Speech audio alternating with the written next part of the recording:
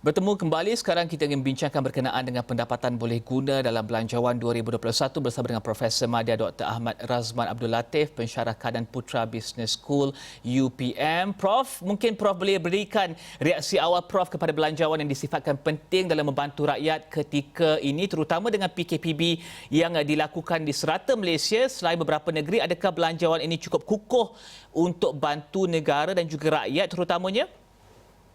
Ya, pandangan saya mengenai Belanjawan 2021 ini ialah belanjawan ini lebih bertumpu kepada belanjawan pemulihan yang menumpukan kepada memberi bantuan inisiatif kepada mereka yang benar-benar terjejas dan juga menangani pandemik COVID-19 supaya ianya tidak lagi menjadi isu kesihatan yang serius untuk tahun hadapan.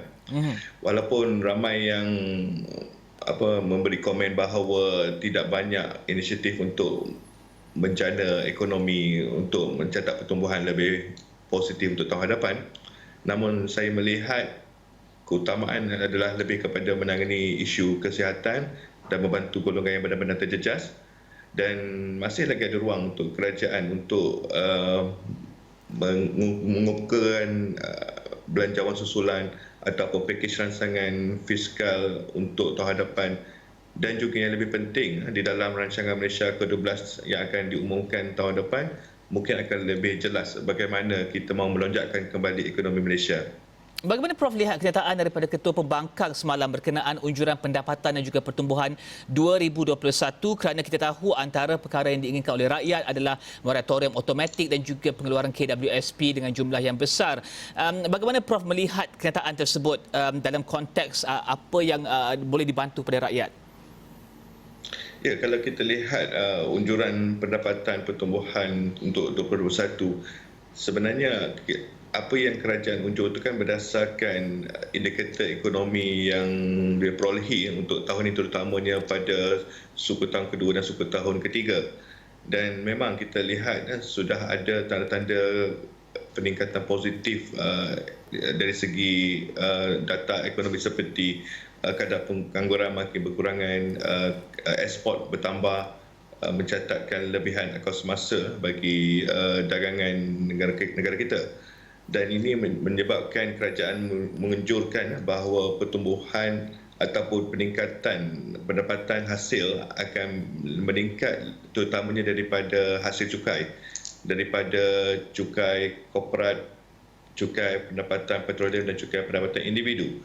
Dan kalau kita lihat dari segi hasil kerajaan memang tidak mampu untuk menampung perbelanjaan yang dianggap terbesar dalam belanjawan negara selama ini. Dan kita lihat perbelanjaan yang besar ini sebenarnya untuk memastikan bahawa rakyat masih lagi mampu menampung kehidupan ataupun kos seharian melalui pelbagai bantuan, dan juga mempunyai pendapatan boleh guna setiap bulan. Dan bercakap tentang pendapatan boleh guna ya Prof, kita saksikan pelepasan cukai diberikan dan juga diperluaskan dalam Belanjawan 2021.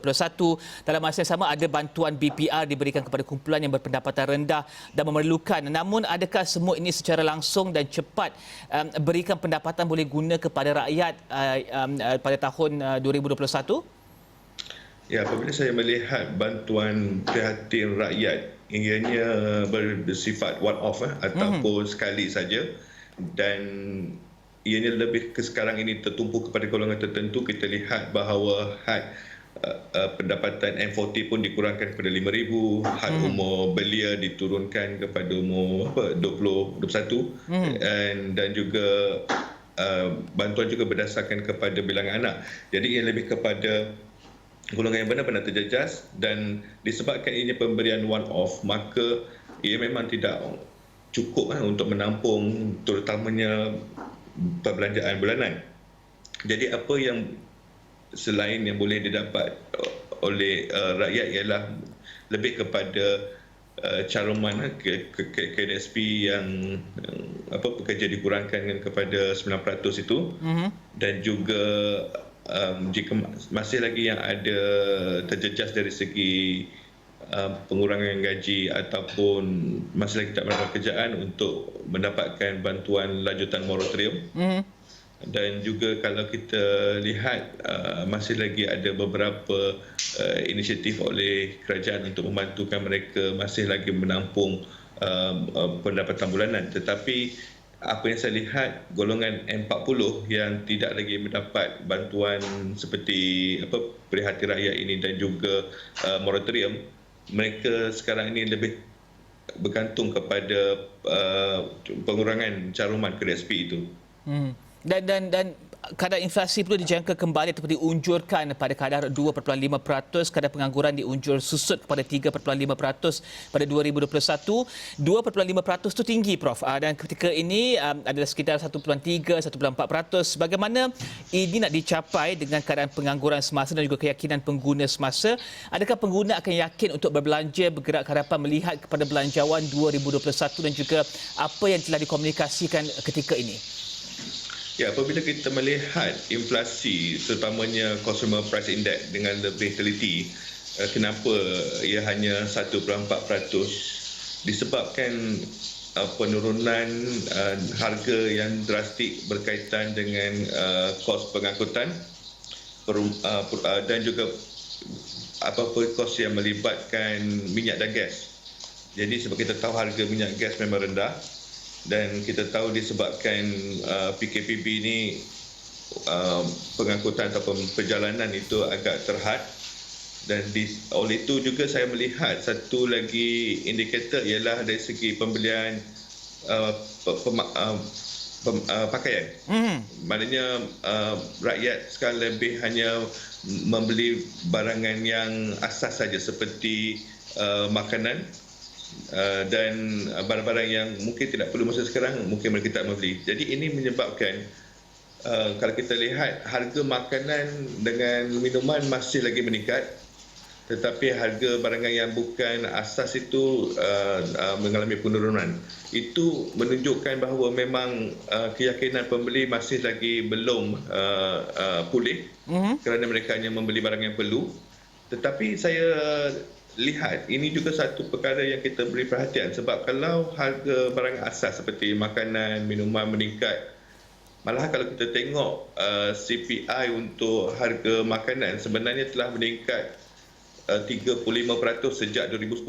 Maknanya sejak 10 tahun lepas harga makanan telah meningkat 35%. Dan ini satu yang perlu diberi perhatian sebab suasana sekarang ni kita tahu rakyat memang akan sentiasa berbelanja untuk makanan dan minuman.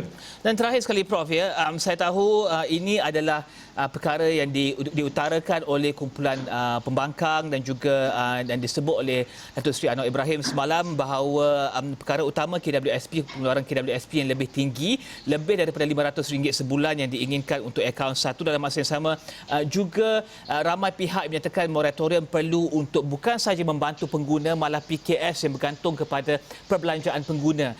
Melihat kepada dari sisi politiknya, di mana Datuk Seri Anwar Ibrahim menyatakan bahawa jika ini tidak mungkin dicapai, maka pembangkang mungkin sedikit enggan meluluskan belanjawan 2021. Adakah Prof lihat akhirnya mungkin KWSP dan juga moratorium akan dicapai bergerak ke hadapan?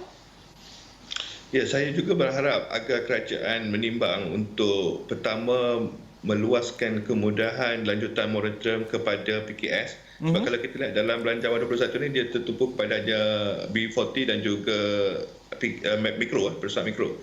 Terutamanya kalau kita lihat PKS yang terlibat dalam industri hospitality ataupun pelancongan yang memang terjejas teruk dan masih lagi tidak mampu orang kata pulih dan melunaskan komitmen bulanan mereka. Jadi saya harap ianya diluaskan kepada PKS dan juga kepada M40, terutamanya yang masih lagi mengalami kesukaran untuk membayar komitmen hutang bulanan. Walaupun bank telah memberi bantuan bersasar seperti pensuturan semula bayaran bulanan dengan melanjutkan itu, tetapi saya ingat masih ada ruang untuk melanjutkan moratorium dan juga menambah bergolongan yang boleh layak untuk mengeluarkan PSP dengan jumlah lebih banyak. Okey, terima kasih Profesor Madya Dr. Ahmad Razman Abdul Latif, pensyarah kanan putra Business School UPM membincangkan berkenaan dengan pendapatan boleh guna belanjawan 2021. Saya Riza Zulkafli, ini Niaga Awani, salam hormat.